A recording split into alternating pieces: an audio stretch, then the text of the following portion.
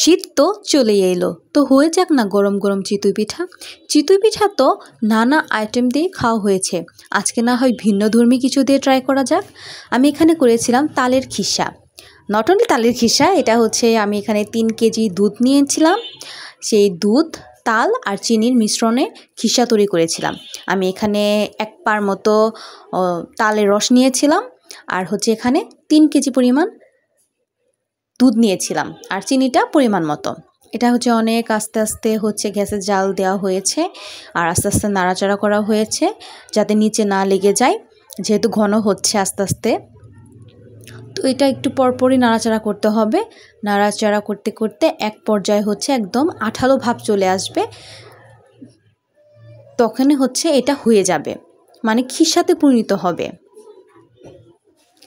এটা করতে, প্রসেসটা করতেও যদি একটু সময় লাগে, কিন্তু খেতে ভাই অনেক মজা। যে যখন হচ্ছে এই পর্যায়ে চলে আসছে, এটা হচ্ছে আমি নামিয়ে নেব, কারণ এটা ঠান্ডা হলে আরও আঠালো ভাব চলে আসবে। তো আমার খিসা করা শেষ, দেখেন কতটা লোভনীয় লাগছে। এখন আমি করে ফেলবো গরম গরম চিতই পিঠা। এখানে আমি পরিমাণ মতো লবণ নিয়ে নিলাম, আর এখানে নিয়েছি আমি আতপ চালের গুঁড়ো। এটা হচ্ছে ভালো করে মিশিয়ে গরম গরম বানিয়ে ফেললাম চিতই পিঠা। আমার পিঠা করা শেষ, বড় বড় পিঠা হয়েছিল, মাশাল্লাহ। এই তো আমার পিঠাও শেষ, আমার তালের খিসাও করা শেষ।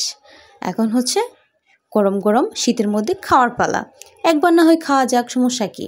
আর এখানে হচ্ছে দেশি মুড়ি দিয়ে আমি একটু খেয়ে দেখলাম, এটা অনেক ভালো লাগে। আপনারা হচ্ছে খেয়ে অবশ্যই আমাকে জানাবেন করে। আর আমার ভিডিওটা ভালো লাগলে লাইক, শেয়ার অ্যান্ড সাবস্ক্রাইব করে আমার পাশে থাকবেন। ওকে, আল্লাহ হাফেজ।